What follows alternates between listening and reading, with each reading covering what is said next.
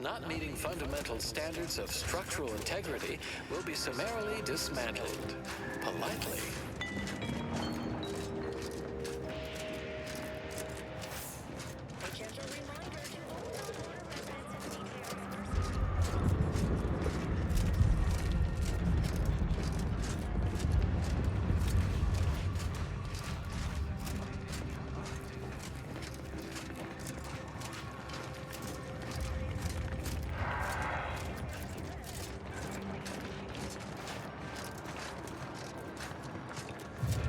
Stranger, the order bids you welcome, but also warnings.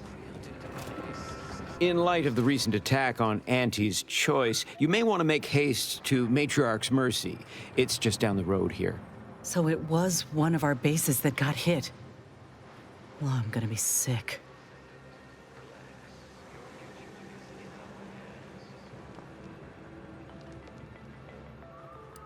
I can't rightly say, and that is rather concerning in its own right.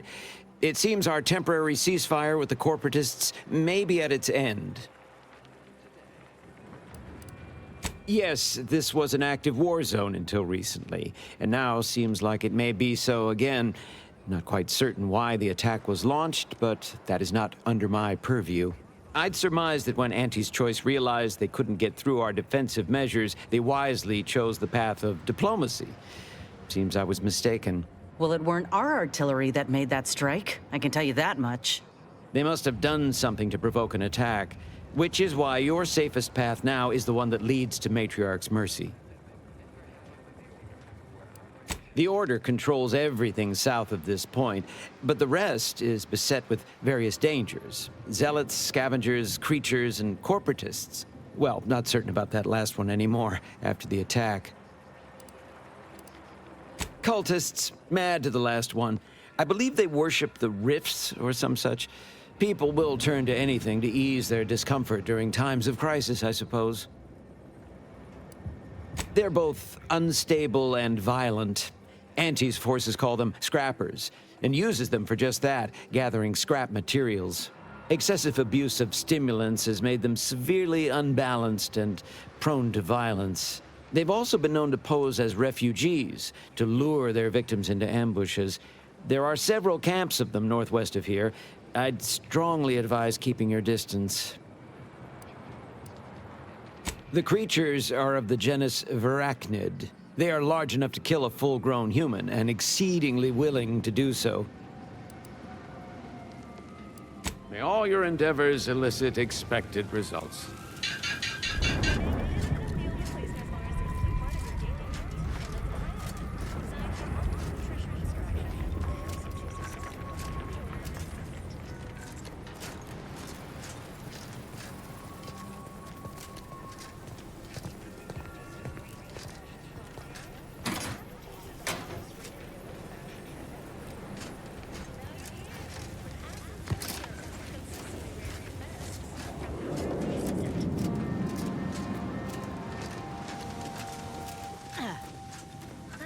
Bratwurst, wilted lettuce, spoiled mayonnaise?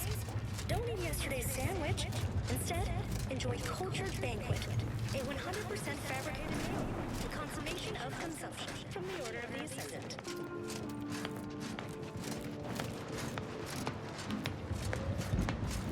Attention. Perfection now exists in sandwich form. Our scienticians have created the perfect BLT sandwich. It is balanced, layered, and tasteful. Seems the Order was not prepared for such an influx of refugees.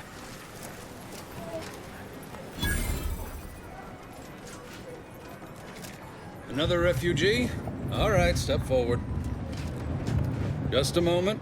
Allowing anyone into Matriarch's Mercy unprocessed will upset the precarious ratio of refugees to aid.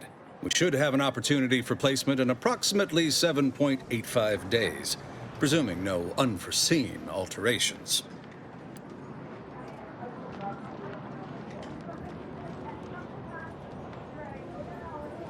I I seem to recollect one matching your description set for arrival. Pardon my slowing your ingress. It has been rather hectic of late. Welcome to Matriarch's Mercy. Rule number 1, no crowding. Rule number 2, avoid the exclusion zone. Our seer has predicted non-specific imminent danger.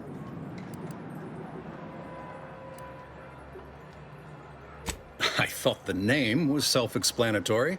Our seer predicted that a corner of the encampment is in terrible danger. Danger from what? Or when? Unclear. Stay away from it, and, in all probability, you won't have to find out.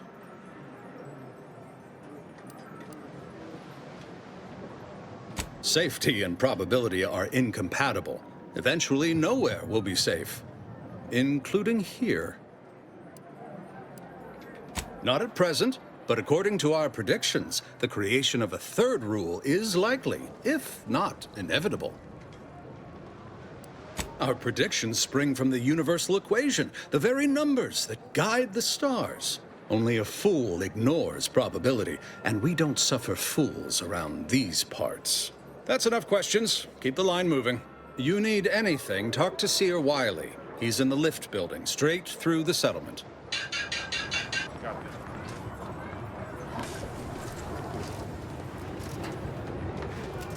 I remember this place before the war. Functioning tramiculars. Peaceful silence of the canyons. I can't recall the last time this region was silent.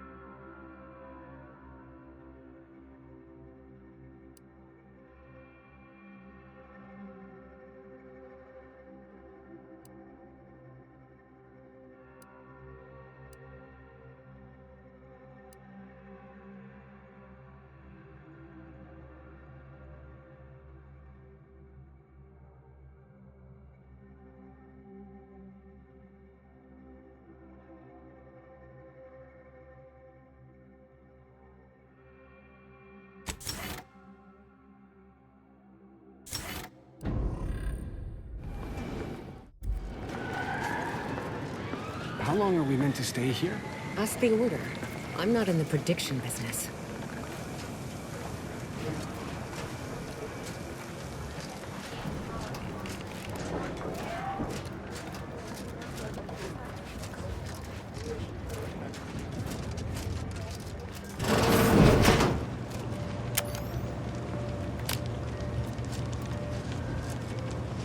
$1,068.5 pardons, but my attention is presently 99.81% occupied, coordinating provisions and supplies for the displaced.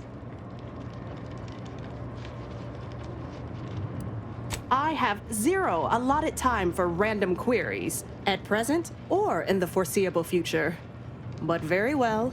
As the assigned provisioner, I am responsible for coordinating the requisition and distribution of comestibles, medicinals, and miscellaneous vital supplies. The overwhelming majority of my time is dedicated to this, leaving only moments to see to the Order's needs in the settlement. But it is an effort I undertake with great relish.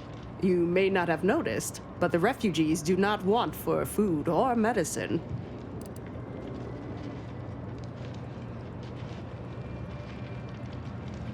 If it was a duly appointed order official acting to assist me in distributing supplies to the displaced, yes. If that someone is you, no.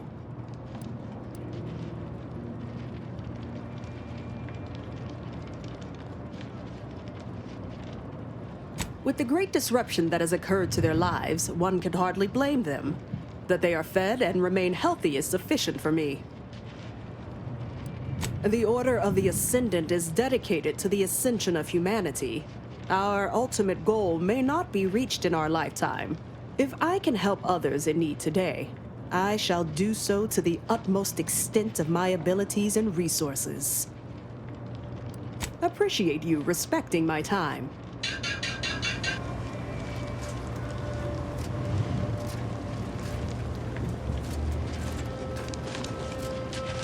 What is it? I have 15 seconds of allotted time for non-specific discourse, so choose your words with expediency. Oh, new arrivals. Of an independent operative nature, one presumes. Did the abbot assign you to help?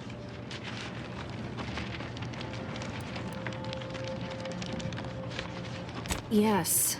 Unfortunately, you are the first to notice. Infrastructure requests from the displaced exceed present resource capacity. The mounting accumulation of prevailing desideratum is regrettably beyond us. Or beyond me, more to the point. I am simply one person, impossibly stretched thin, and unable to attend to the needs of the displaced.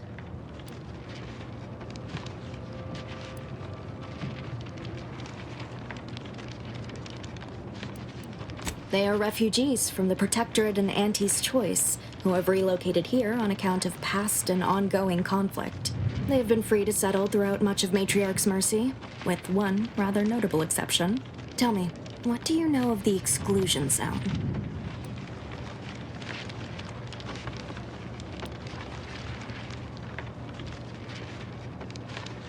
Fair enough.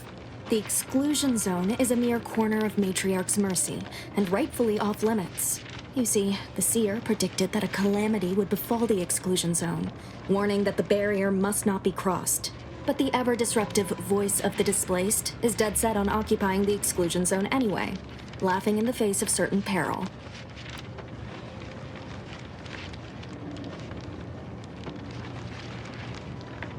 We don't know, and therein lies the frustration. The seer has augured death for anyone who enters the exclusion zone. Yes, you heard me right. Death. Furthermore, and I quote, "An outside mediator, having earned the confidence of both sides, has a high likelihood of clearing up an ongoing dispute. We can't have the voice of the displaced sowing disorder. Will you help us? Will you be our outside mediator, as was foretold?"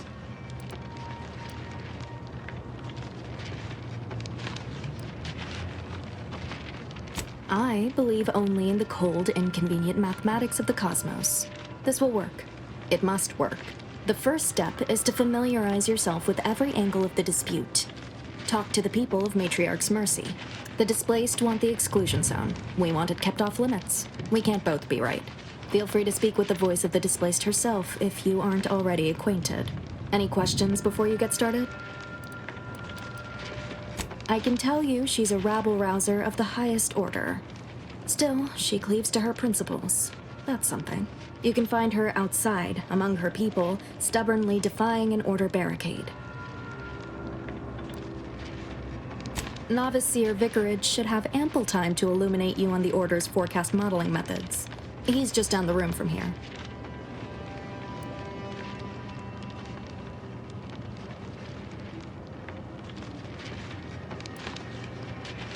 These are the data points we need. Keep at it then. Precision is ever our ideal. Many people around camp support or object to our methods. Speak to them, form your own opinion, and when you are ready, we will decide the fate of the exclusion zone.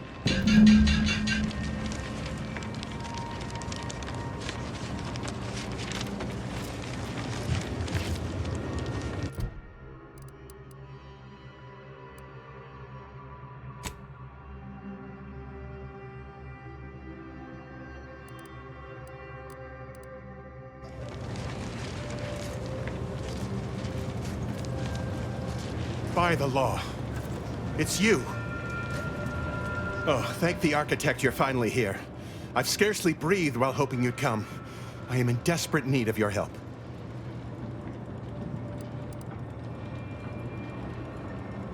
I can tend to your injuries, provided you have the bits to compensate me for my time and skill. We're short on everything, I'm afraid, including generosity.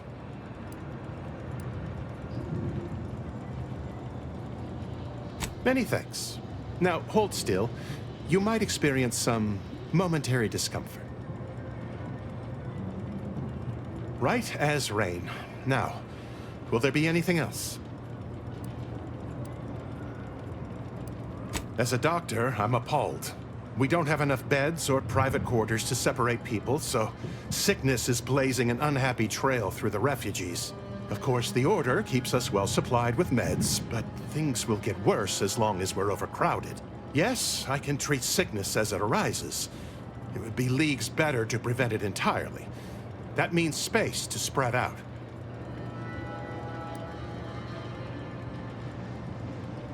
Since you asked, you can run this medicine to Horst Lambing. Just don't shake the man's hand. He has a habit of coughing into his palm when he covers it at all.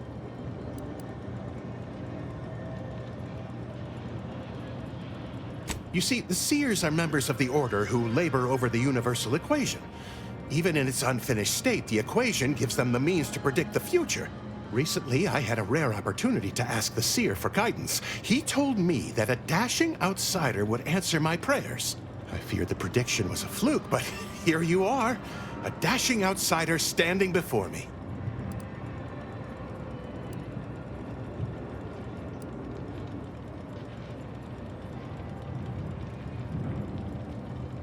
Forgive me.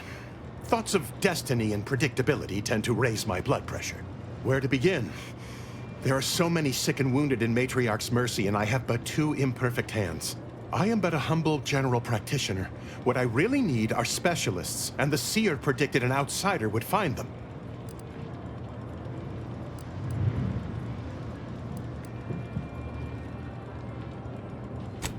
Want to patch up 1 or 2 patients before we head out? I used to be a combat medic. A good one, too. You also strike me as someone on the go. I need committed medical employees, not a freelancer. The Seer gave me a datapad with explicit instructions that I not read it, for my intervention could only throw probability into disarray.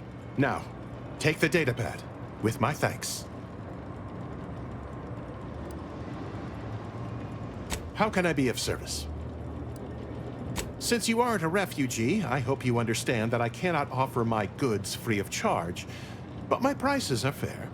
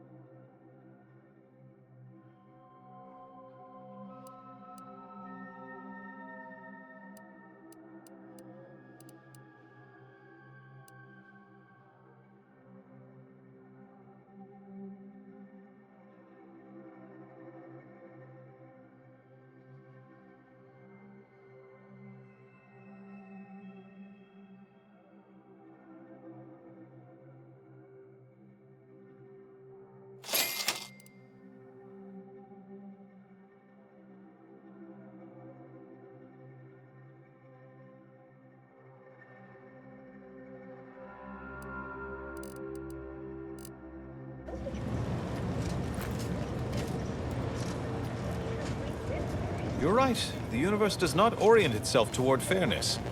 But it's my firm belief humanity can do better. All evidence to the contrary.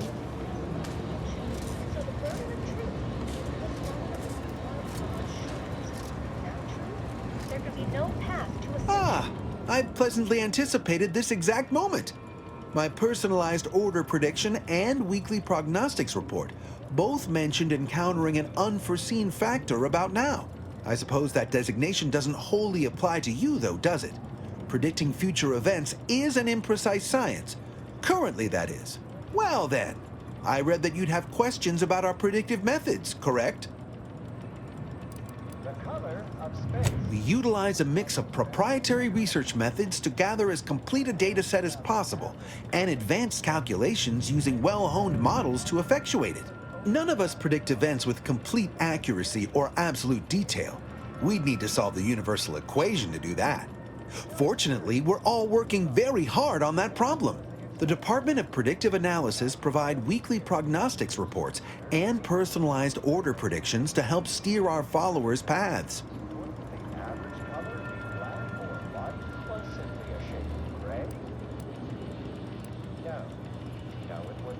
The Department of Predictive Analysis is mainly populated by seers like myself, who represent the Order's most talented mathematicians. After years of study, some can predict events a few seconds or minutes into the future with reasonable precision. Others can estimate with up to 71.1% accuracy several months out. Of course, predictions have grown more difficult with the loss of the archive, but I am not to speak of that with an outsider. No offense.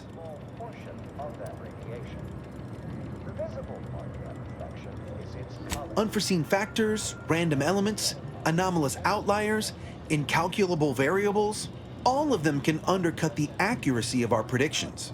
But as we close in on solving the universal equation, unknown unknowns will become known unknowns. Then finally, known knowns. You follow? Position determines what packets of light will be emitted, while stellar temperature determines the frequency. Matriarch's mercy is brimming beyond capacity with those cast out by war. But we of the Order rise to every challenge and continually strive to better our guests' existence. Why, I, for instance, have availed my predictive methods to our refugee neighbors in the area. Shifts up into visible light, through red, into orange, then yellow. I share the very same surprise. Engagement is admittedly rather low, but at least one member of the camp reports he has benefited from them greatly. So why are there no green stars? I would think. One of our recent guests, Rollo Nast, has received multiple personalized order predictions. I believe he could speak to the effectiveness of our ways firsthand. If my own humble assertions are not enough, I trust his attestations would convince you, and perhaps other members of the displaced as well. True, my situation does lack a certain refinement. Regrettably, this is Matriarch's mercy. We all must do the best we can with limited means. I foresee you have much to do. I won't keep you. Adieu. The methodology of the Odescard's chronospectral survey was straightforward. Each partition is astronomical field distance.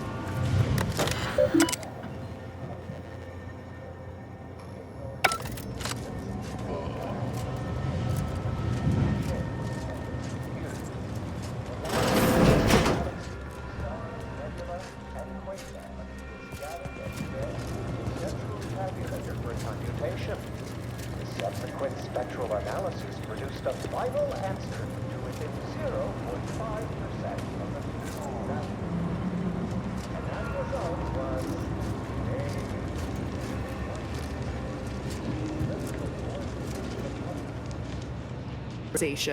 I'll thank you not to distract me with chit-chat. No, I'm afraid we won't. Not without the requisite allotment of time in my schedule. Good day.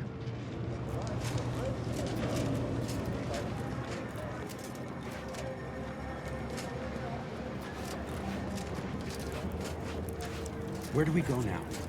Another refugee camp? Another colony? I predict, with an 8.23 margin of error, that our situation will improve in time. Stop it with the predictions. You don't even know multivariable calculus. Just trying to cheer you up. What happened to this place? Law. Matriarch's mercy is no safer than the trenches. Look on the We're bright not side. going anywhere! I predict that the Not on the worst is basis behind of us. some half-baked prediction. This so-called exclusion zone is where we stake our claim. Stand with me in defense of freedom!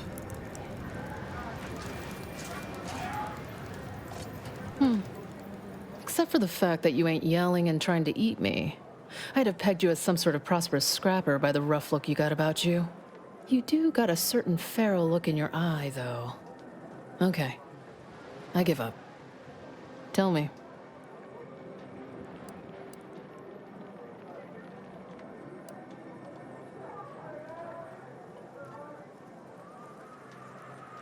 May Huffstutler, formerly Auntie's Choice, Department of Invasive Marketing.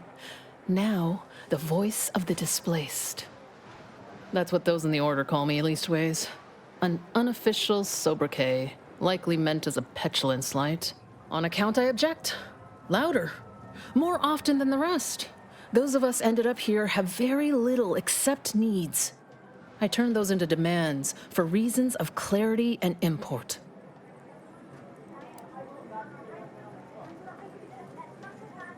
Though, admittedly, it's a difficult way to make friends.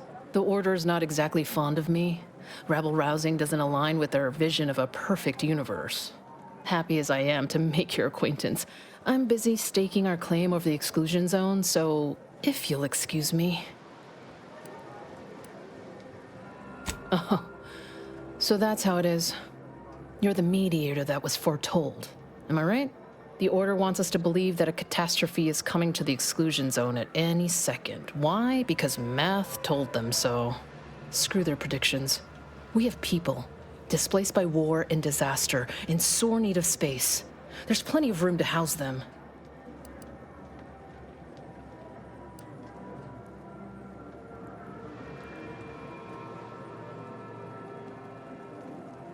Am I supposed to fall on my knees and thank the Order because something bad may or may not happen? Sorry. Not convinced. I honestly don't give the slightest whit about the Order's idea of math or whatever calculation tells them that a catastrophe may or may not occur. What does the Administrant want? To shut me up? To discredit me?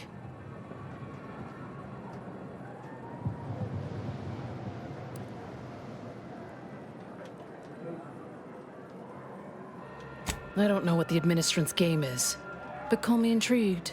Best thing you can do is introduce yourself around camp. See why we need the exclusion zones open.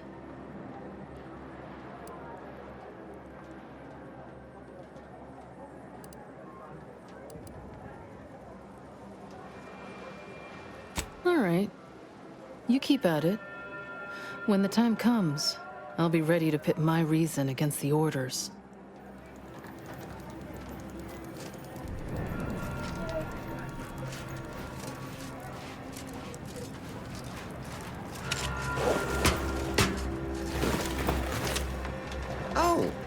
A visitor. Without notice.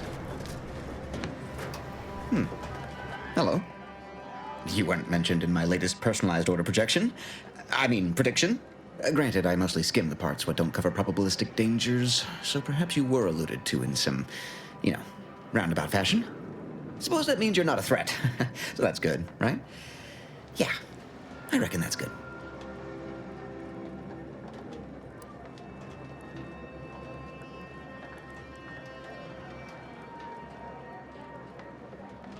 I'll say, I try not to make any big plans until I consult my latest POP. First time I got a POP, it was on a lark. It said, Rollo Nast, our seer has predicted you must wear a helmet today. I borrowed one. As a laugh, everybody ribbed me about it. Just after lunch, wind picked up on the cliff above and dropped a mock apple 152 meters straight down onto my head. Fortunately, I still had that brain case on. If you want an exact estimate or percentage, talk to them. As for me, I just got that, anecdotal feedback. A few times, I couldn't make heads or tail of half of it. Like, avoid anything representing whole numbers? I didn't know what to do about that. So I just stayed put. End of the day, I'm still here, and my co-occupant Ike isn't. So, I guess them prognostications work well enough.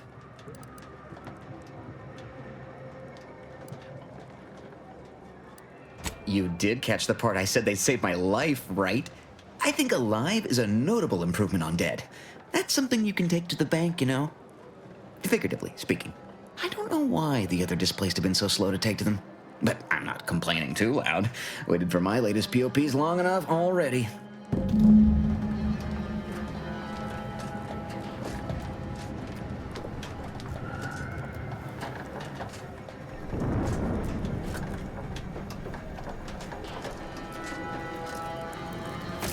What happened to this place? Law. Matriarch's mercy is no safe.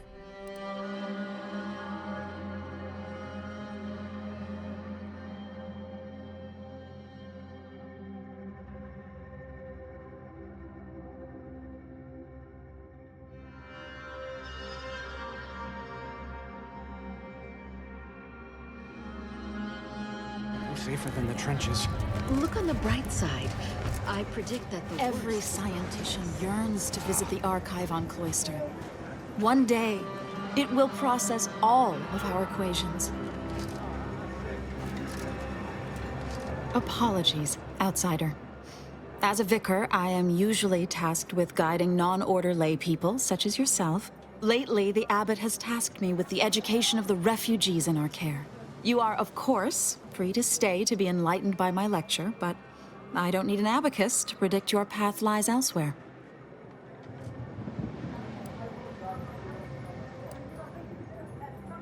Well, if it's in the displaced's best interests, I imagine I can find a moment. Yes, I reckon I do have my ear to the grimy dirt floor of Matriarch's mercy. I hear what common lay people are saying, and the wide array of bodily noises they make. Suppose I, more than any other member of the Order here, connect with non-scienticians. I've begun daily lectures, including practical advice on efficiently planning their days. I frequently launch into extended orations on everyone's favorite topic, math, and meticulously expatiate on our sex origins in the most rigorously pedantic detail.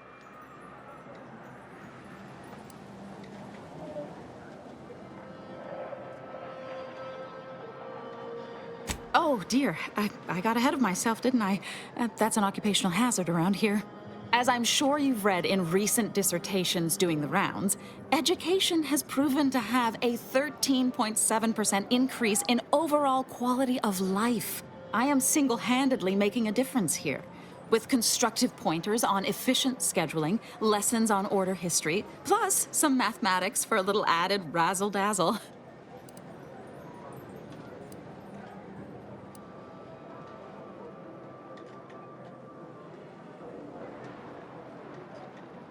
Perhaps some other time we can debate the theoretical complexities involved. But I fear I must get back to my duties. These laypersons won't enlighten themselves. I've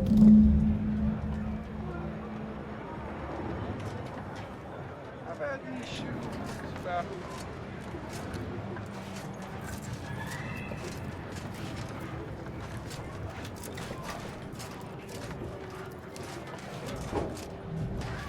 Broke my nose last scrap. Or, I guess Raleigh Dortmunder did, huh? I still don't get any of this. I banged him up real good for you, didn't I? I won you one, right? Matters settled. The void you did. Barely connected.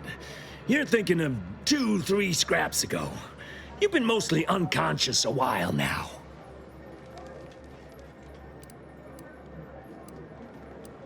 You ought to talk to Boss Tilda. She's the brains in this...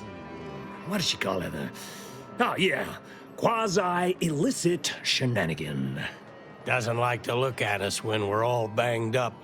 Said my face turned her off Borstloaf. Anyhow, head down the hill along the fence. Tell her Mapother and Mudge sent you.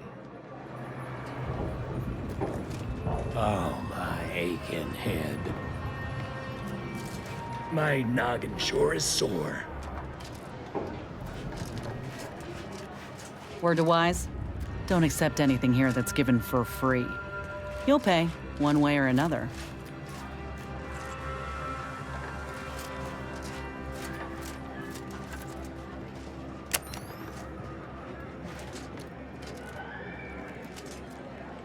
Greetings. What can I help you with? Let me guess. One of your co-occupants is always hanging up his or her britches in your corner of the yurt. Am I right? Or you're dealing with more of a stay off my palate or that's my air you're breathing sort of thing. Pray elucidate the exact nature of your tiff of contention.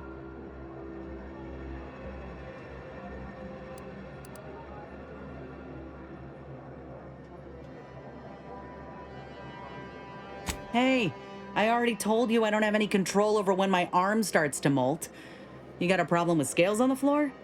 Invest in a cleaning mech. Oh, I get it. Right.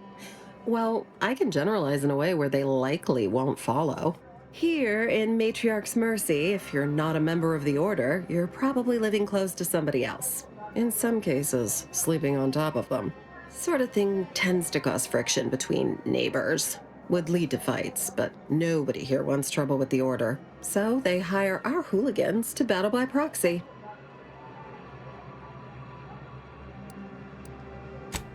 It's the Order, so they don't kick you out or nothing. It's all community betterment volunteering. If you're former Auntie's Choice, it smacks kind of like work for free. If you're former Protectorate and it don't involve automechs, it's all terrifyingly mystifying somehow. We say whoever wins the fight wins the argument, but frankly, it's never anything of consequence, like, okay, hurrah, this guy gets back his mangy button. Now, how can I help you exactly?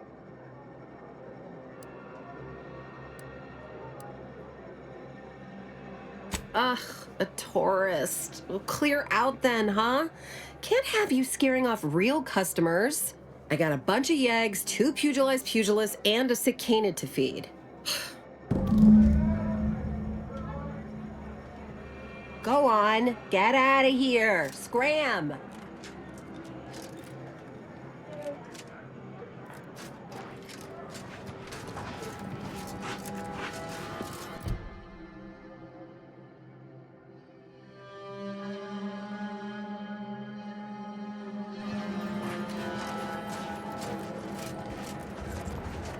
Look, your nose was just a stand. Ow!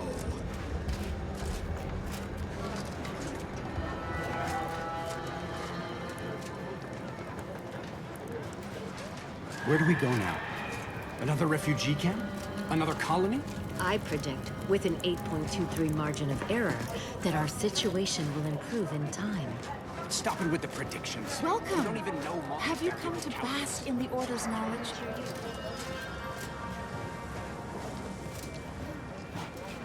My soup is nutritionally calculated to sustain all bodily functions, but it could use a little salt.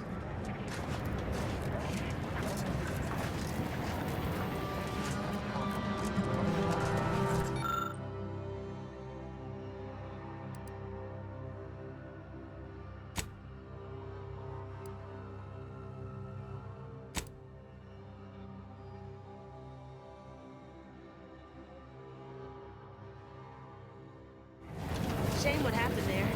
I seen the whole thing.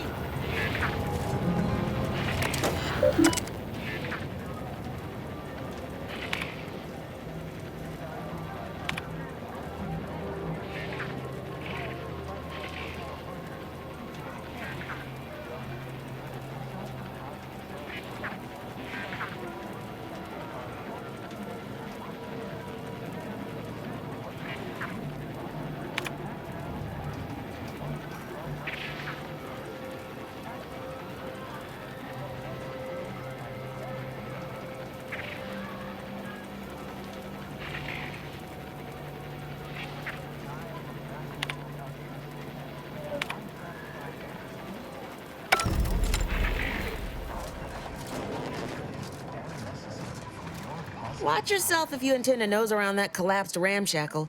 I swear, refugee settlements aren't what they used to be.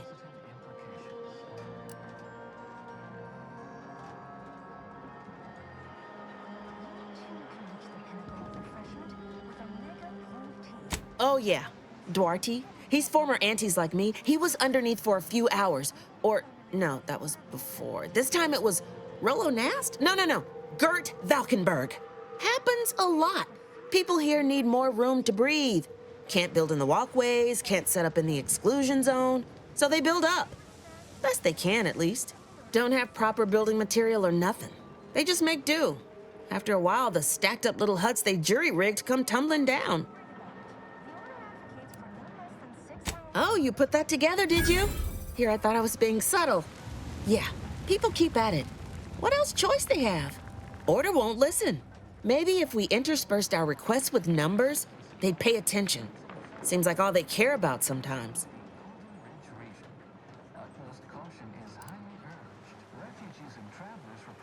Ambushment by desperate pharmaceutical-addled, chemically-enhanced societal cast-offs.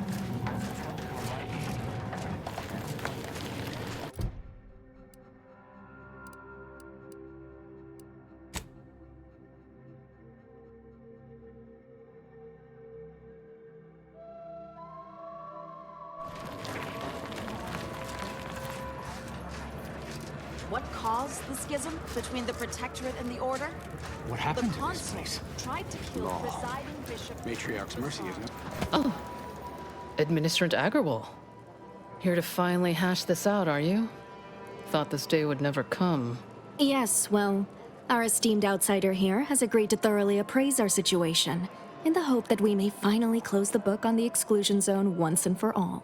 They say you asked around. Listen to folks. That's a good start, at least.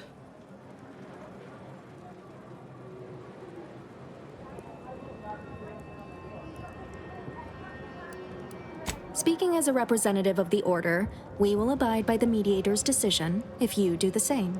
Agreed. Mediator, I leave the fate of the exclusion zone in your capable hands.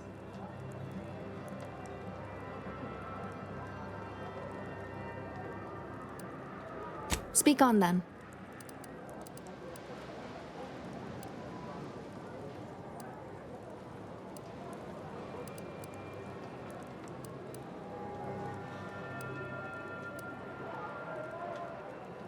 You actually got the Provisioner to give you the time of day.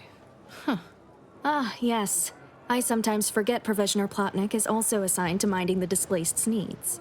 Her role is largely proactive, while mine is reactive.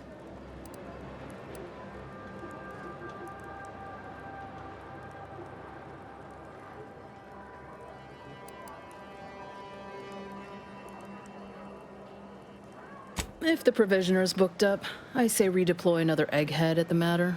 It's less of an issue of personnel as it is of safety. Contrary to your assumptions, we do care about your collective and individual well-being. Did he also happen to mention they were needlessly oblique and vague?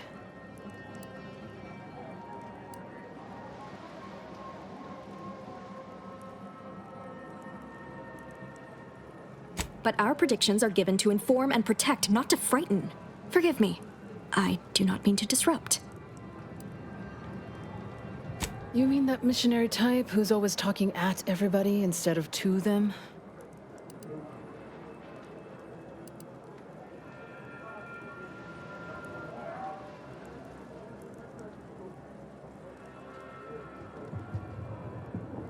A bit rude, don't you think? But since this mediation was foretold, I will not dispute your findings. I'm all ears, Mediator.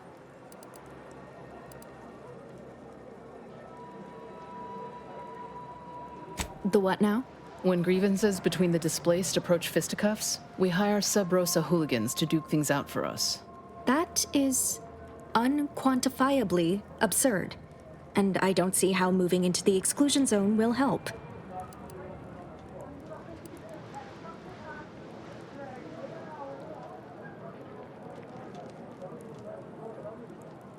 Unproductive is one thing. Paid Donnybrooks with surrogate fighters is... well, I'm at a loss for an applicative metaphor to describe it. I understand he is rather short-handed. Yeah. Someone should get right on that, huh? Anyhow, what was the good doctor's diagnosis?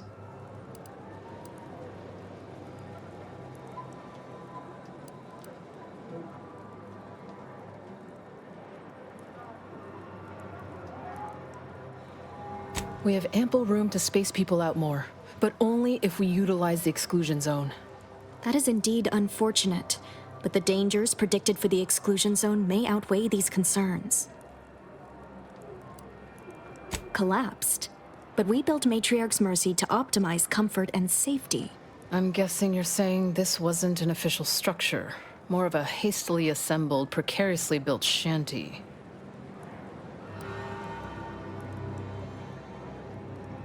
People are struggling to make do with what they have. If we had the exclusion zone, this wouldn't be a problem. I'm aghast these structures weren't built following established order construction guidelines. By my calculations, you've explored this topic from every conceivable angle. Admirable work, Mediator. I suspect that your sympathies lie with the displaced. Unfortunate if true, but I leave the decision in your capable hands.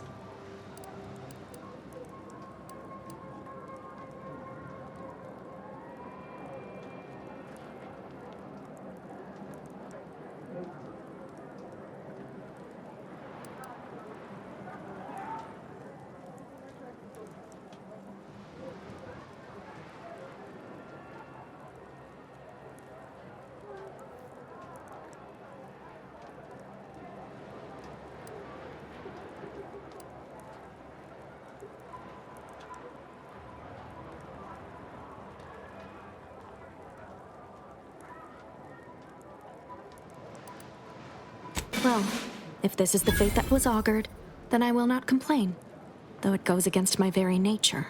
Please, be safe. That's all I ask. Not to worry, Ministrant. The exclusion zone is our problem now. Here, you stay out of trouble. We'll try and do the same.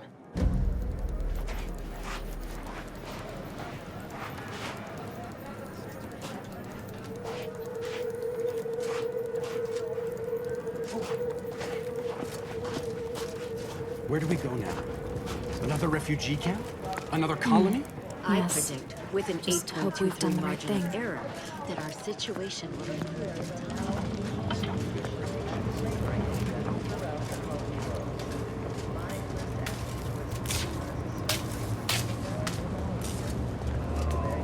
Ah, you must be the, Earth Directorate agent I was told to expect. Your punctuality is commendable. Allow me to welcome you to Golden Reach.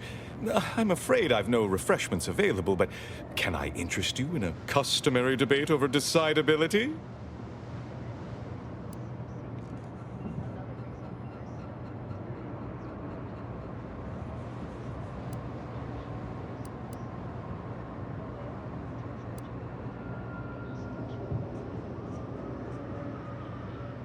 If I may interject, High Scholar, don't you agree our time would be better utilized on more relevant discourse? Seer Wiley's right, as always. Obviously, we've all more important things to do than to stand around trifling with truth tables. Perhaps later, then. The presiding bishop sent word of your imminent arrival. However, pursuant to our normal standards of compartmentalization, she was scant on the details of your mission. That said, I've been instructed to assist you however I can. So, tell me, what brings you to Golden Reach?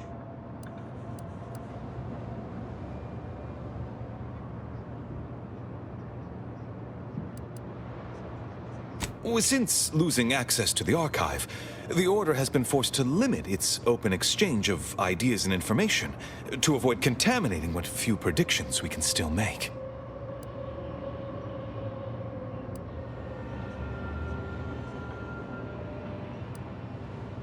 The Archive is a vast network of computational machines built beneath the ice of Cloister. Prior to the invasion, the Order used it to generate predictions on a vast scale. But listen to me prattling on. I'm sure you aren't here for a history lesson.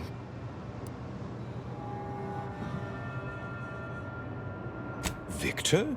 Oh, yes, Archivist Clemens. Quite the mind. Such encyclopedic knowledge of engineering. One could almost mistake him for an exemplar. Is he in some kind of trouble?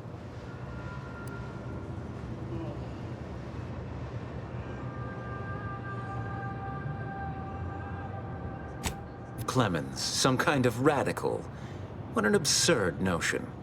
I must agree with my seer. I once watched Victor shed copious tears over a damaged datapad. It's difficult to imagine him capable of worse.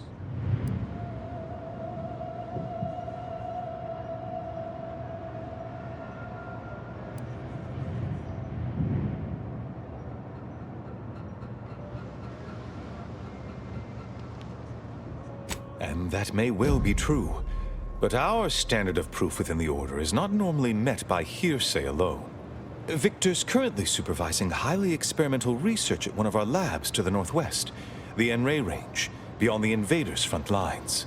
Unfortunately, you'll need to go through the decommissioned autonomous extractorium to reach it. That path is less than safe, so I advise caution.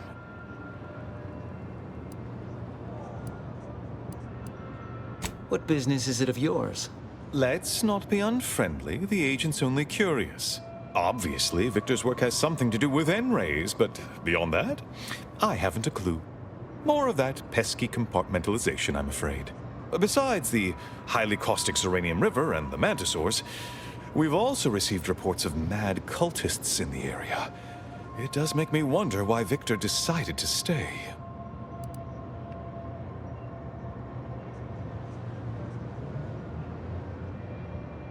Indeed. They began showing up with their inane theories prior to the invasion. The first sign of dysfunction in the Protectorate. Always starts small, doesn't it? Loath as I am to admit it, there may be some merit to your worries over a conspiracy within the Order, whether Victor is involved or not. As my predecessor would remind me, denying unpleasant facts is not good science. I would be remiss if I failed to support an investigation.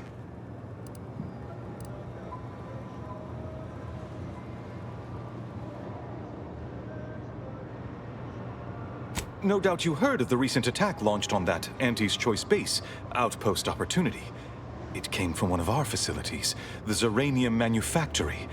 But that facility is intended for research, not military action.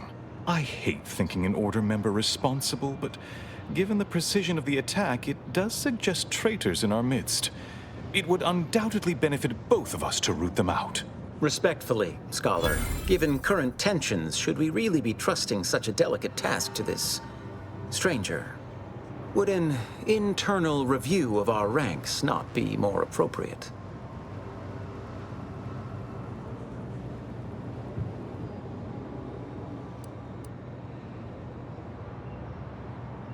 Earth Directorate Agent is just a title. I'd seek to know who you are beyond that bit of headline.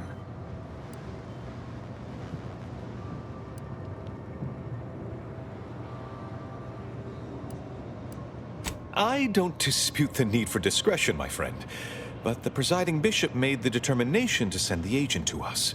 It's best we trust her calculations. Moreover, our situation is growing increasingly dire. I can't overstate my fears concerning this most recent attack ending the ceasefire and reigniting the war in Golden Ridge. One more thing. Your investigation into the traitors takes precedence. But if you could also render aid at Outpost Opportunity on our behalf, such a gesture might preserve the peace.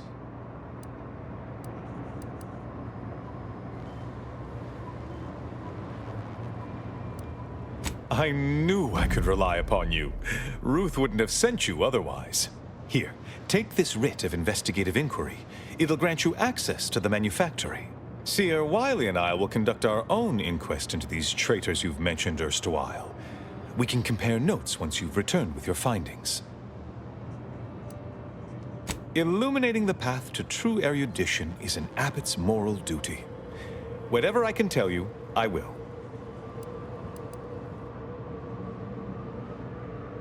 A calling for those with a greater than average talent for mathematics and computation, particularly in the field of predictive analysis.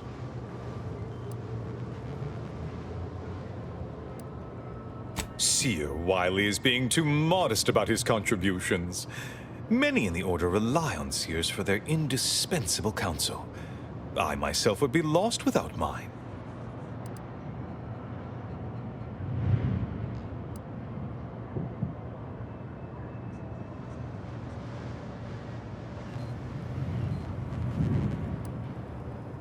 Oh yeah? Is now a good time to talk about my salary? No, it's not like that at all. Our bond is an equitable partnership built upon a foundation of mutual respect and dedication to the plan. In fact, what would you put our combined efficacy rate at these days, Wiley? I won't trouble our good agent here with the exact calculation, but the percentage is considerable. I dread the day your immeasurable talent finally propels you into the upper echelons. Truly, Landon, the Order doesn't realize what it has in you. Oh, indeed. I needn't educate you on what you can see with your very eyes. There is a great deal of pressure on me to navigate what is a rather novel situation. Without Wiley, I dare say our predicament here would be even more precarious. Many lives depend on him, on us both. Why, Matriarch's Mercy would not be the refuge it is without his predictions shepherding its development.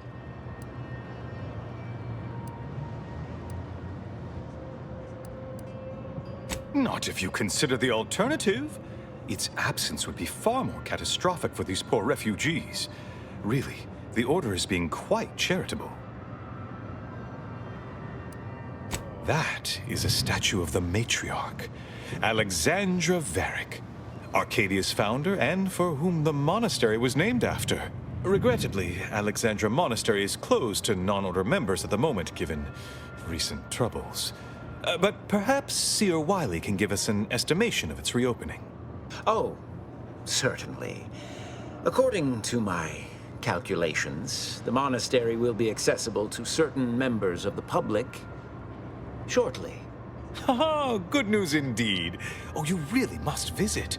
The observatory is a true sight to behold.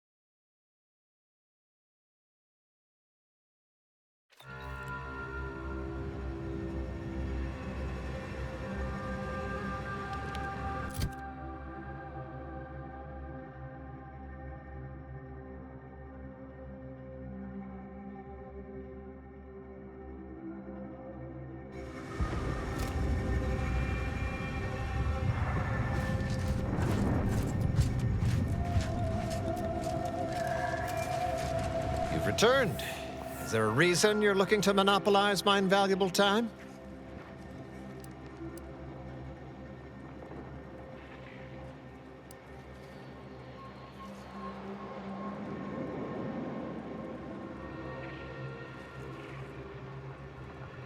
Yeah? And what exactly makes you so sure of that?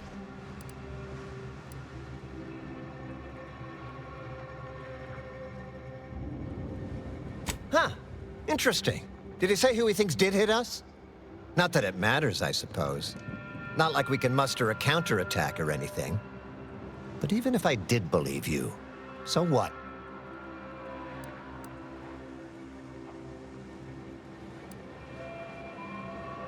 Seriously? You expecting me to ring up Auntie and tell her, hello, Maven of all marketing? Just letting you know that this scrutinization officer says everything's hunky-dory. You've clearly been out in the Dorado sun for too long.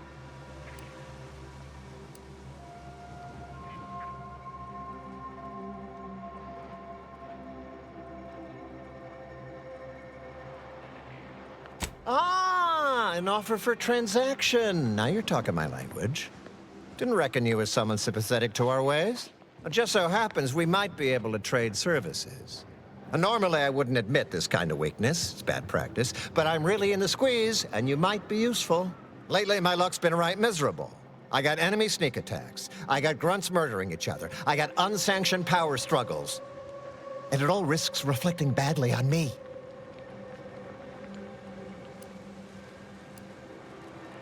Well, who else should I be worried about? Do you have any idea how abysmal that's going to look on my next employment review? You cut down the number of issues that are vexing me, and I'll send you a word of peace and harmony up the chain. What's good for me is good for you, see? Quid pro quo. Or, if all that sounds like too much work for you, there are other ways to curry my favor. Make me believe your good intentions.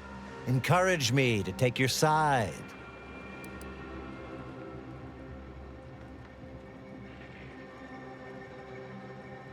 That bomb that hit us, it was filled with uranium. So not only did it kill us the good old-fashioned way, it also caused serious poisoning. My contract medicalist over there is literally up to her elbows in it, her hourly rate is ridiculous, and our damn auto docs have gone on the fritz from the workload. You get her the compression coil she needs to make the auto docs work, and that should cut her billable hours in half, and then I'll send your message.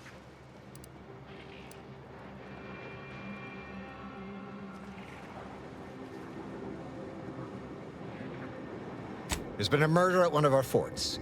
Trooper's accused of poisoning her senior officer for some preposterous reason. Problem is, I'm already short on medical specialists.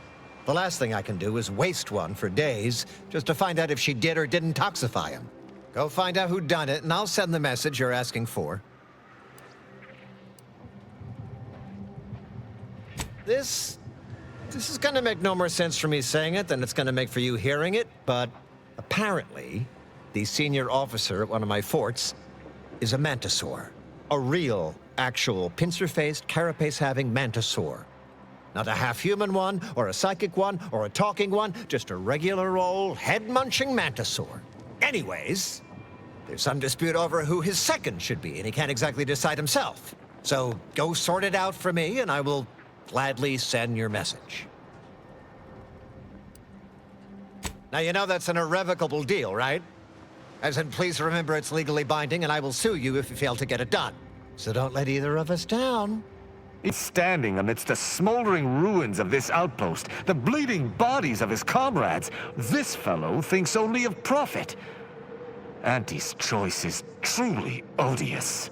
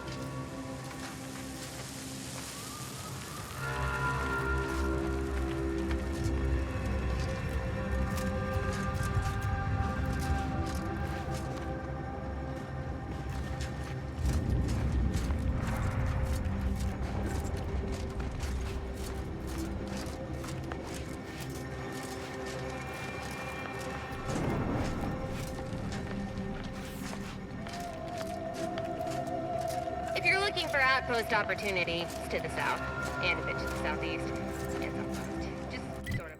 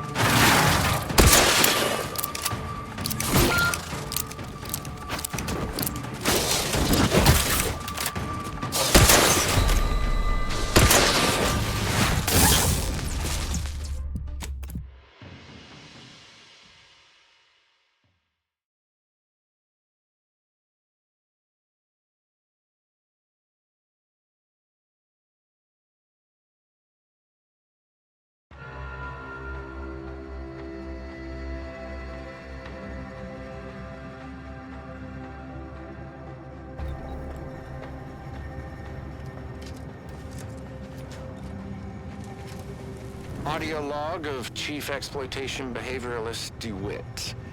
This is entry number 8 of my scrapper preventative fieldwork. Unfortunately, it seems my heavy metal detritus drops mixed into the adrenatime cancels the intoxicating effects that the scrappers crave. Their leader was first to the drops-enhanced injections that I conspicuously left for them.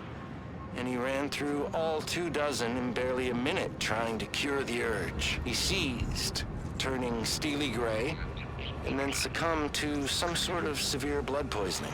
Though I'm confident it's completely unrelated to my heavy metal detritus drops. Now the rest are in a frenzy hunting for... Why, hello. I didn't reckon you'd find me way up... Oh, no. No. I had nothing to do with... I said... No, please! Please! Ah!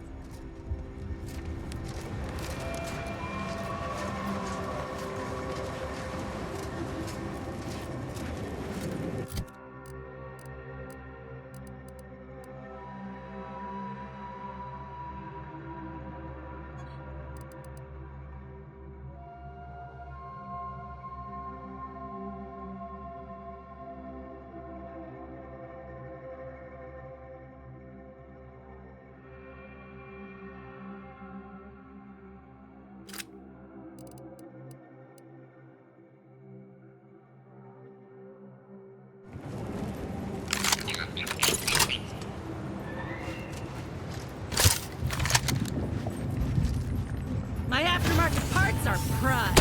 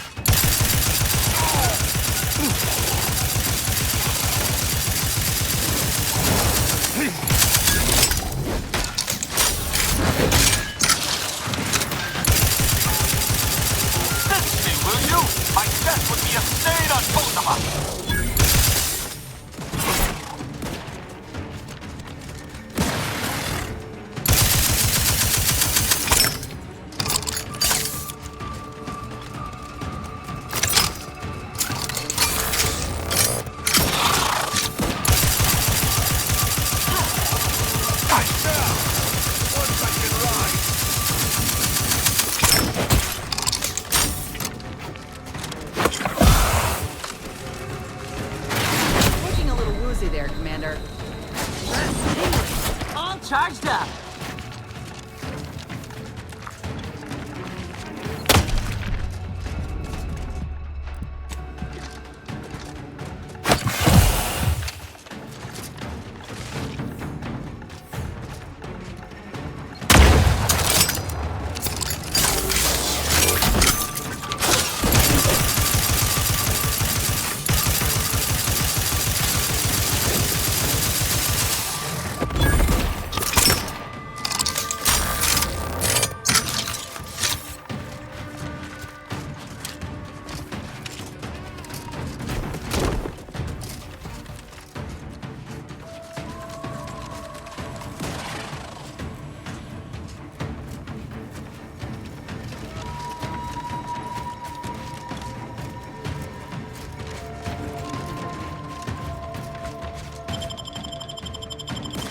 You have my thanks and my hammer.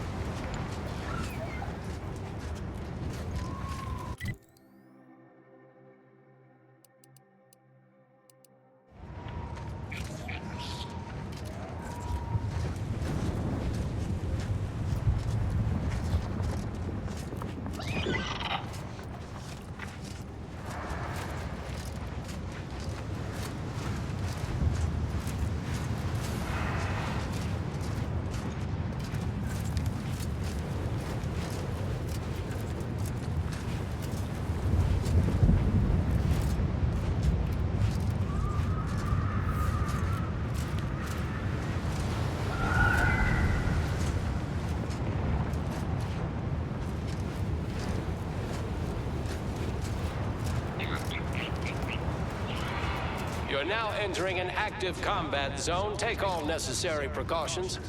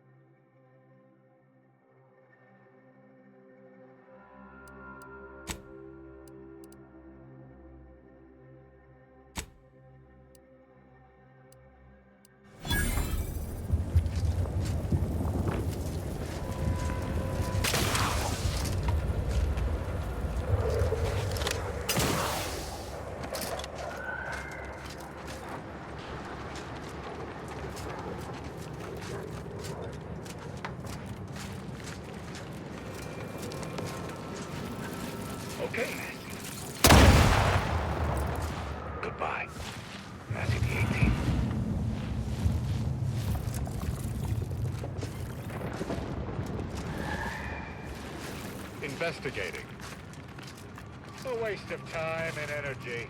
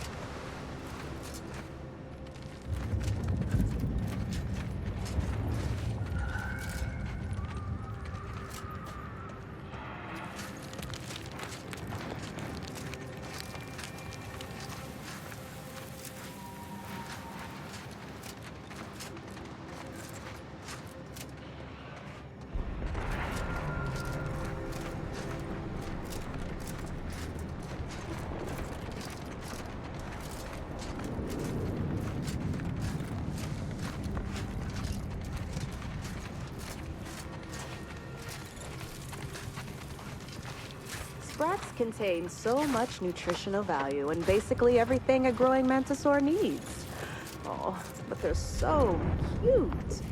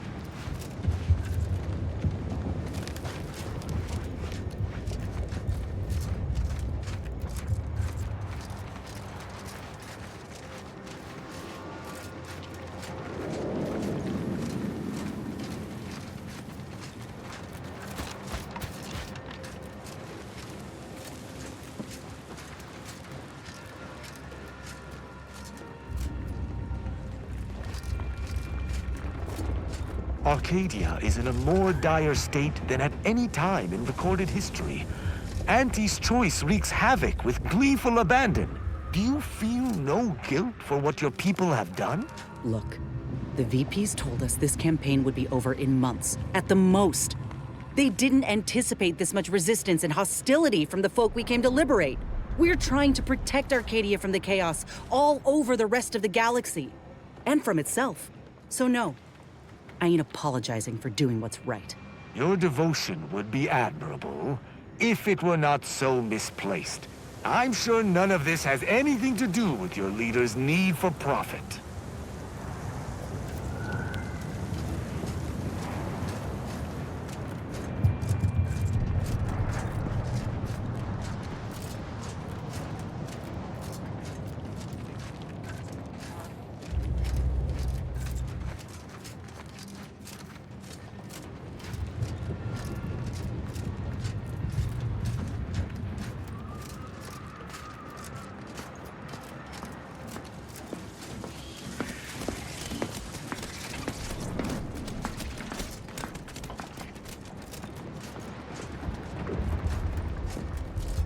Thank law, Fort Endurance still stands.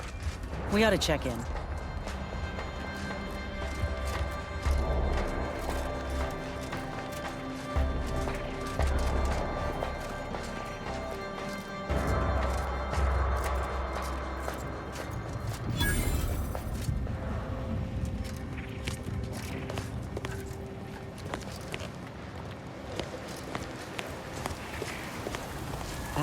better not be what I think it is. Honestly, Bradford, I've no notion of how to cool your conniption. Corporate says I'm in charge, so I'm in charge. You're in charge? Wait, you're in charge? Don't you mean the executive is in charge? Of course, that's what I meant. Whether I say me, he, or we, it's all the same. It's all the same pile of gum. That tone is not how you get approval for your little tests, designer. Next time, you might want to try and tame your holy courage with a little mock apple.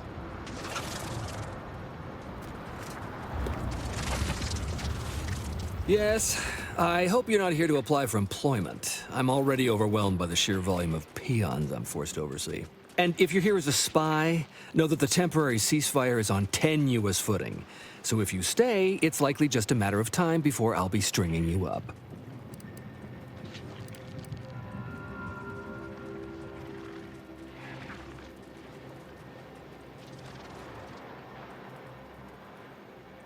Enemy Scrutinization Officer Durbin. What does he want with me?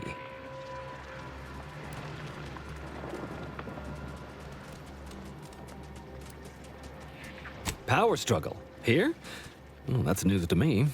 Nobody has dared to challenge Wojciech's steel-pincered leadership. Oh, but I'm being rude. Allow me to introduce Strategic Ingestment Executive Wojciech, senior-most representative at Fort Endurance.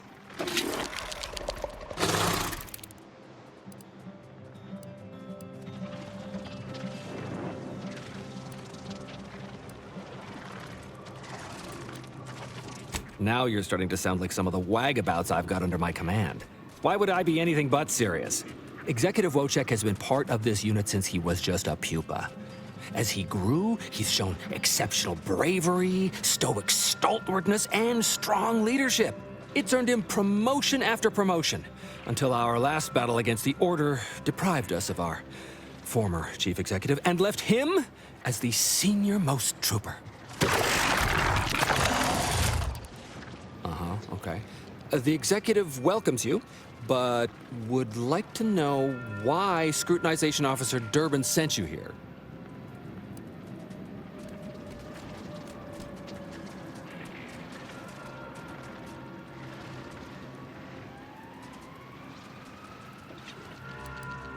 You may mock, but I am sincere.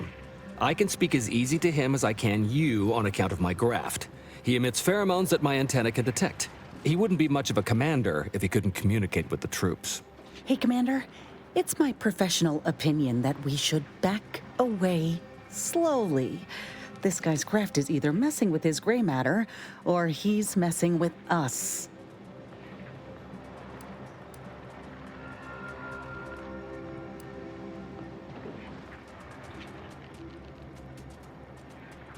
That is exactly what he's doing. Designer Bradford, you've been warned about disrespecting the chain of command. And you've been reminded, repeatedly, that I'm not under your chain of command. I'm technically under the Mantisaur, but that's got nothing to do with you. I just wanted to make it clear to our newcomer that you are full of shit. You've always been full of shit, and you will always be full of shit. So you're best ignored entirely. That is quite enough, Designer.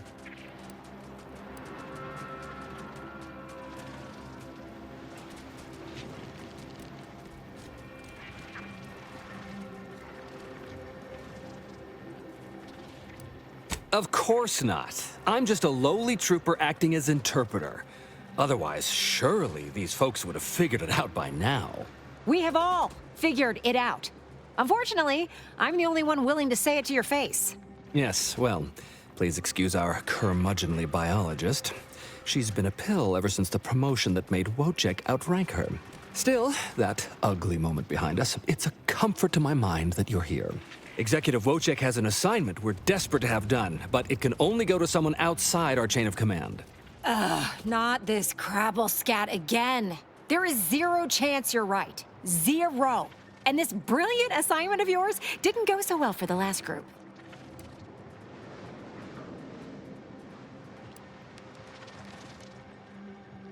Yes, I have been trying to get Durbin to relieve this duo of command for months. But the lives they've lost with this insanity finally got his attention. Bradford, How dare you undermine me? I mean, us, like that?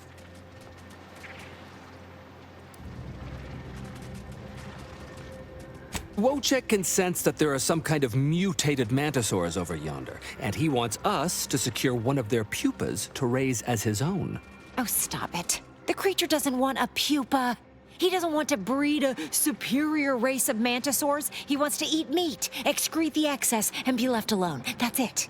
Even if he could ask for a pupa from a rival nest, he'd probably just eat the law-be-damned thing to cut down on competition.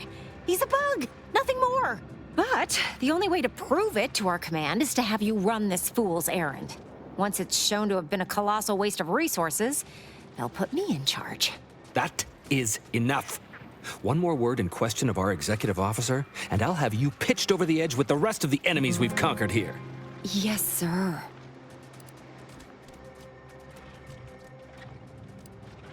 Exactly. With it, Wojciech can raise a Zeranium-mutated Mantisaur army, which will be even more dangerous than the ones Auntie's Choice evolved from the Halcyon stock. We need you to infiltrate the mutated Mantisaur nest, secure a mutated pupa, and bring it to me here. Do that, and I, and Executive Wojciech, shall make sure you are well rewarded for your efforts. Look in the nest to the east. That'll have your best odds. It's where Wojciech feels the pull from the strongest. Feels a pull, Wentworth? Seriously? What am I saying? That makes the exact amount of scientific sense I'd expect from you. Excuse me? May we speak a second? Apologies for my outburst, but I had need to warn you that an earful from Wentworth is akin to sucking on an inhaler full of ammonia. Hey, what are you two talking about?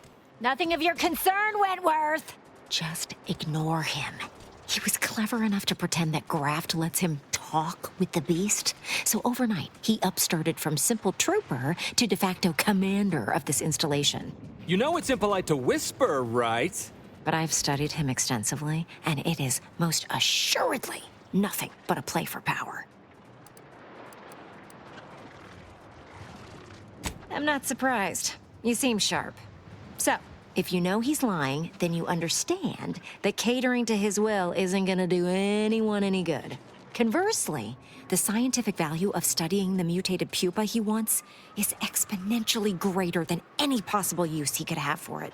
Bring it to me, and not only will I match any reward he offers, but you'll have the satisfaction of knowing that it will serve a much greater purpose.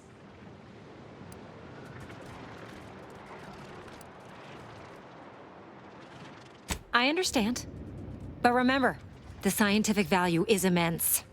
Personally, I'd much prefer leaving the pupa where it is and not giving into delusion. But on we press anyhow.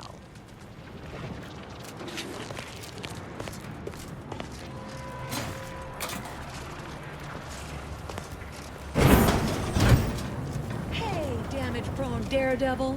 You're getting battered and bruised, brutally battling Auntie's enemies. So we're honoring your sacrifice by winning the war on high prices.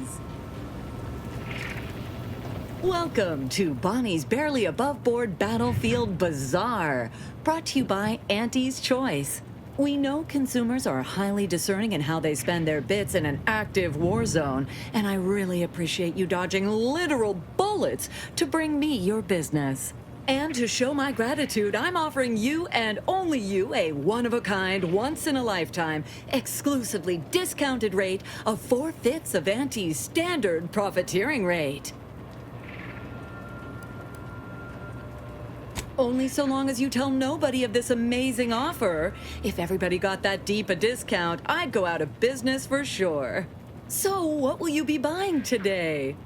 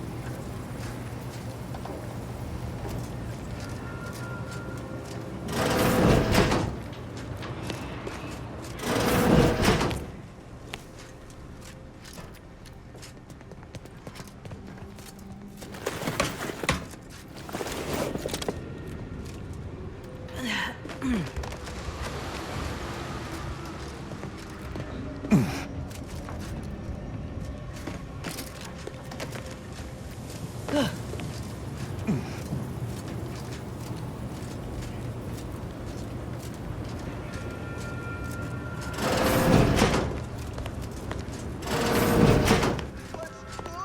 move on to liquidation. Probably the most valuable part of an ursopod is its teeth. Durable, all-purpose, high-tech crafting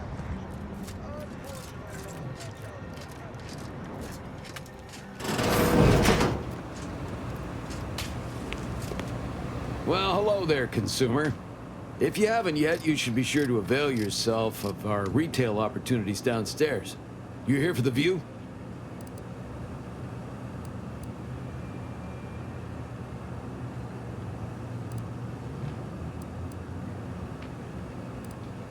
Of course. I've seen about every meter of this rock by one means or another.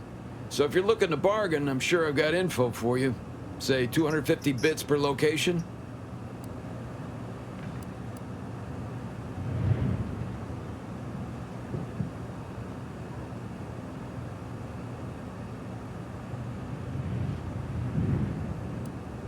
Uh-huh.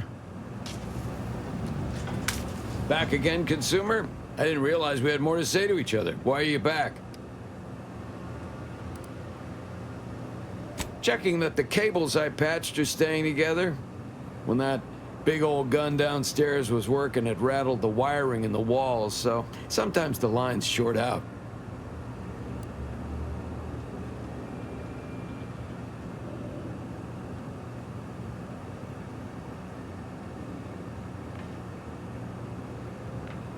They bled us with constant shelling for the better part of 3 months, and it barely earned us a few dozen kilometers.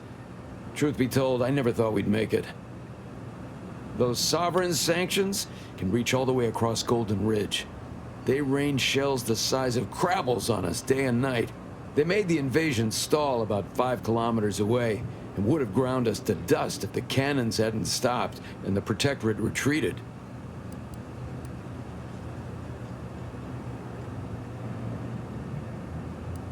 At first, we thought it was a trap, that they'd start shelling again as soon as we popped our heads up, but there was nothing. We basically walked the rest of the way here. We didn't find out why until we got here and learned the Protectorate wasn't. The Protectorate hightailed it. They decided that if the Order was going to splinter off on its own, then it could fuel its own army and fight its own battles. Those Protectorate bootlicks took everything not nailed down, leaving the Order to try and figure out how to wage war with no gear and almost no know-how. It took them weeks to rally, and by then we owned most of Golden Ridge. If Auntie'd only send a few thousand more troops, we'd shove them completely off this rock.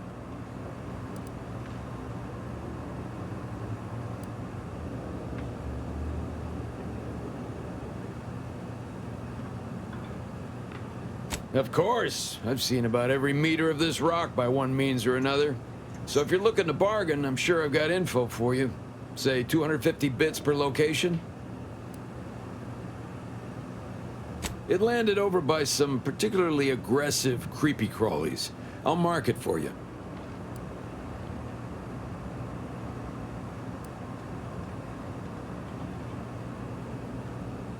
Uh-huh.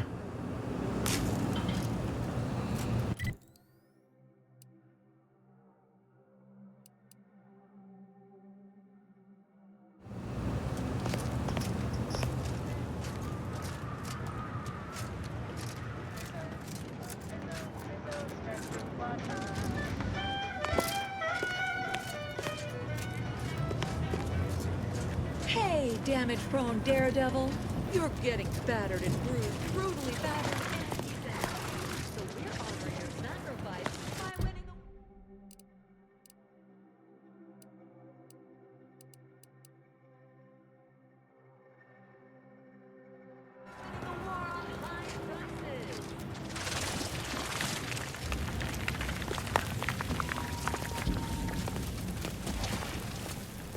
Well, what have we here? You couldn't look less Auntie's choice if you tried. So what are you doing in our fort?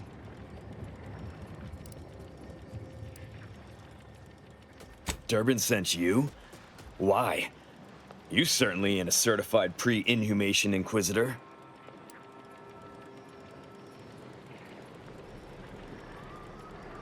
Oh, lovely. And just what is it you think you can do for me? You ain't even carrying a masticating tissue scrutinator. You just gonna guess what manner of poison killed folk?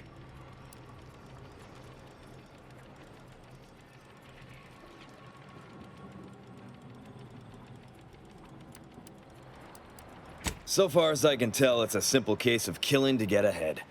Chief Cuddy and Trooper Bardot were sharing a table for supper. There was nothing wrong with the food. The whole fort ate the same thing. And 10 minutes later, Cuddy was bloated, discolored, and looking all to law like he'd been poisoned. There are no other suspects, just Bardot. She swears she's innocent, but they always say that. And I can't possibly figure how that could be.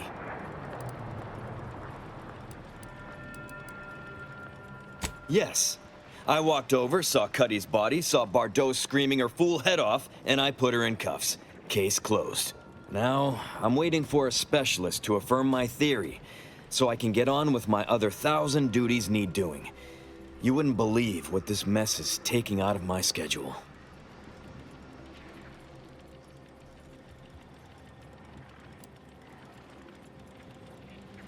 You're welcome to try, but I can't figure what good you'll do. I guess it's possible you could make Bardot confess, but I'm not going to be holding my breath. Honestly, anything that keeps you busy and out of my hair is fine by me.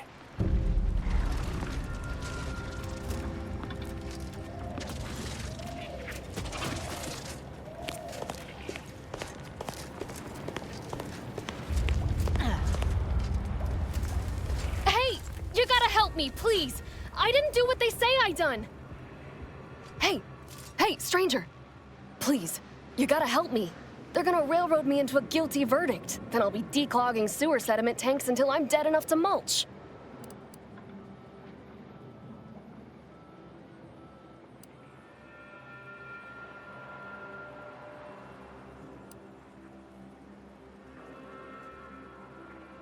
They're saying I murdered an officer, but they don't care what I've got to say about it. They just want me locked in here until they pen me in the sewers.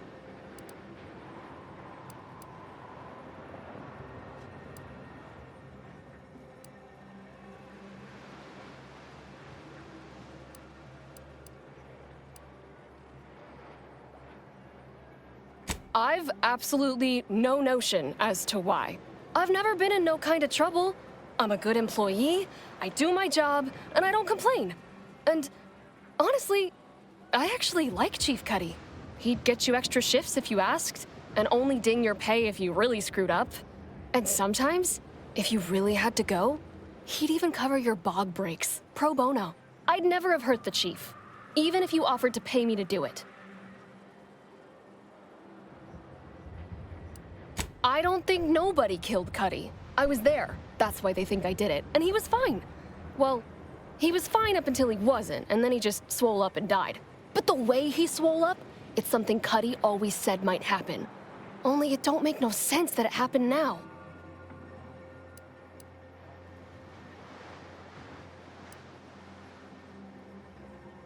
We were eating chow at our post. Cuddy asked me to try his because it tasted funny. But I tried it and it was fine, just like mine. Then he just swole up, turned blue, and died. I made a ruckus, which called everyone in, and all they saw was him dead and me fine. So Security Officer Abner charged me with murder and threw me in here.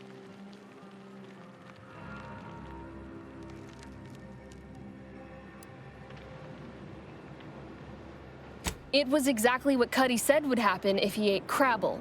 He was deathly allergic to crabble. But we ate sisty stew, fresh from the can. And ain't no crabble in sisty stew.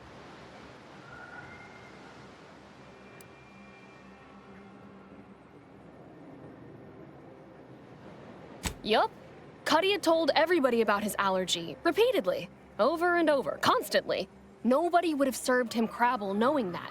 But that's still gotta be how he died.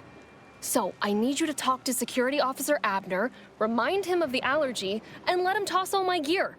He won't find crabble anywhere.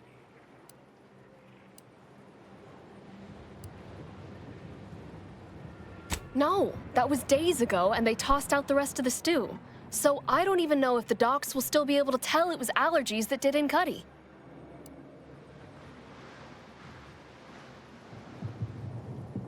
He will. He has to. It's the truth. I didn't murder nobody. Please, make him understand.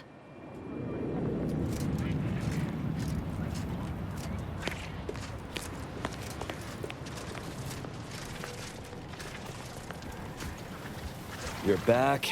Why?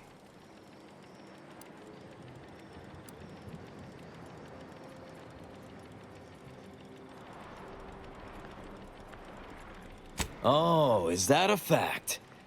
Then why don't you elucidate my shitty judgment, genius? What? How could that be? I made the stew myself and every one of us ate it.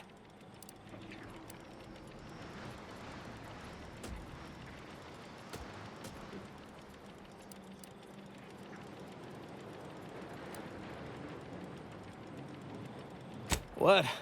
That's ridiculous. It was nothing but canned cysty stew. Stew that I have... Oh. Oh no. Oh no. Did you say crabble?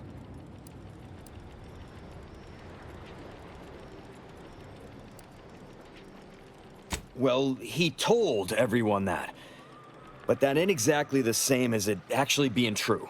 See, Cuddy was what you'd call a complainer. He complained about the food. He complained about the weather. He complained about his bunk. He complained about everything. He's also somebody's nephew. Some junior executive. And if you gave him reason enough to complain about you, he'd take it up with his uncle, and it'd come back down in your head. Half his gripes were really nothing but reasons to grouse. But if you push back too hard, he'd run to his uncle. So most of us just ignored him, assuming he was constantly full of it. And didn't think twice about doing things like stretching the stew with canned crabble stock.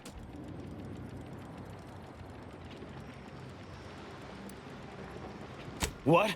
No, it was an accident. Nobody would have... At least nobody'd mean to. Law, his uncle is gonna see me transferred to mid-operation engine cleaning on the claim. Unless... Hey, how'd you like to make some bits? Some real bits? And keep a tragic accident that'll lead to the end of a promising career. Total secret.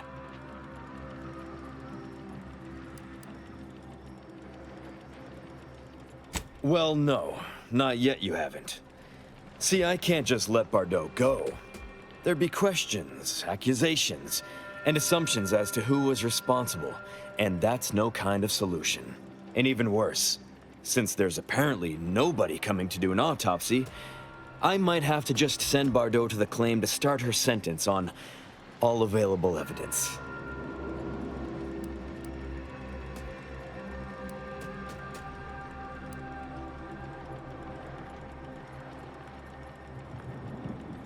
Absolutely.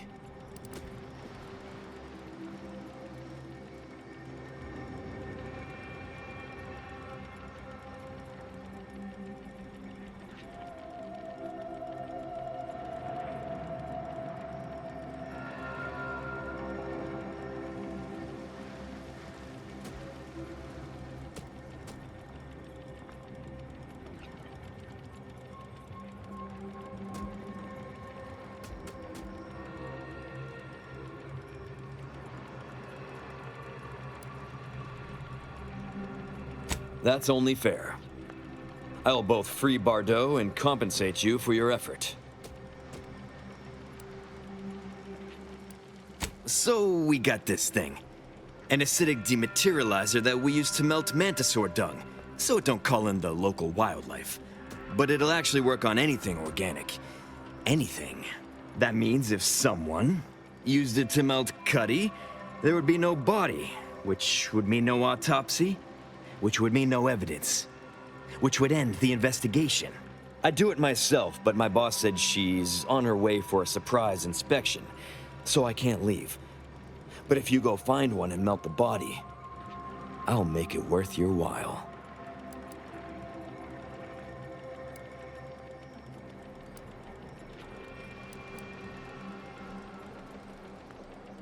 course she does.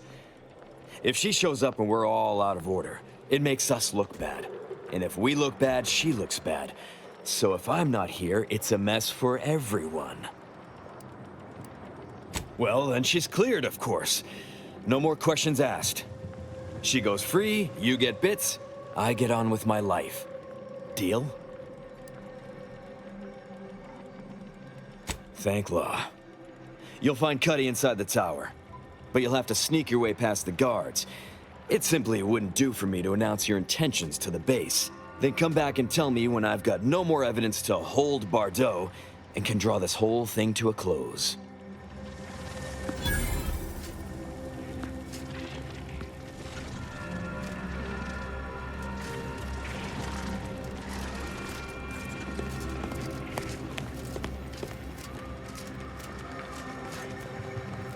What's happening? Are you making any progress?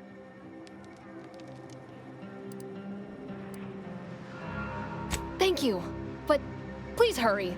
I've got severe claustrophobia, and being locked in this tiny cage makes me feel like I've got a Manosaur queen sitting on my chest.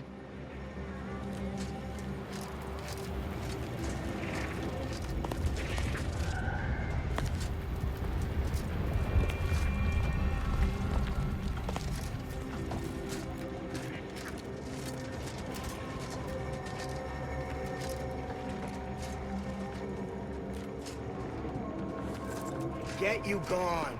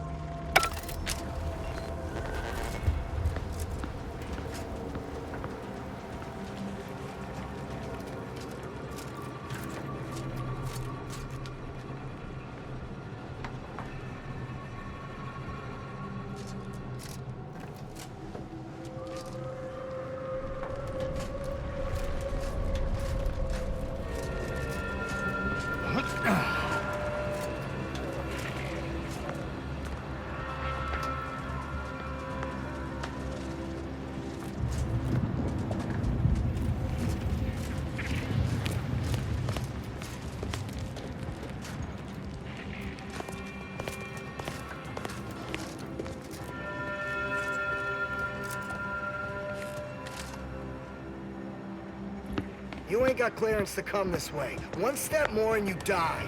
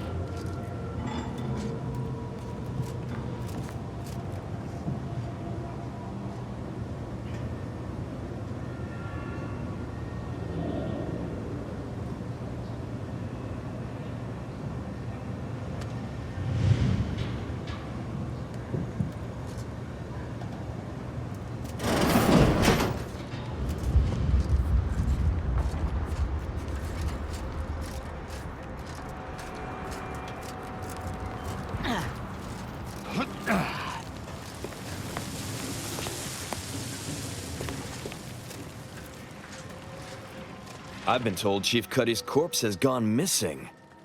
Which is a surprise to both of us, I'm sure. Thank you for your help. You've saved 2 careers today and allowed us to put this whole miserable affair behind us.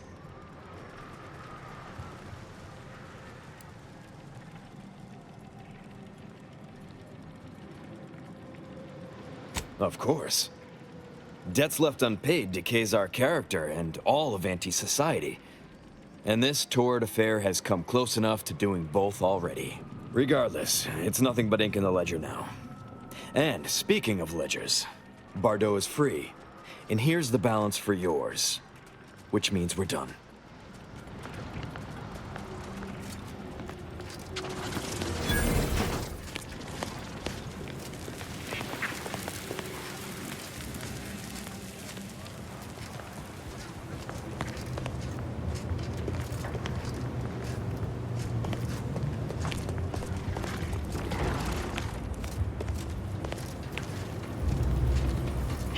Damage-prone daredevil. You're getting battered and bruised, brutally battered, and You did it! You actually did it! I can't believe you could get it done. Thank you, thank you, thank you! I'm so glad to be out of that damn cage. I wish I had bits for you, but I'm still in debt from this uniform, and meals, and the incarceration fee they charged me for being locked up. But I'm telling everyone what you did.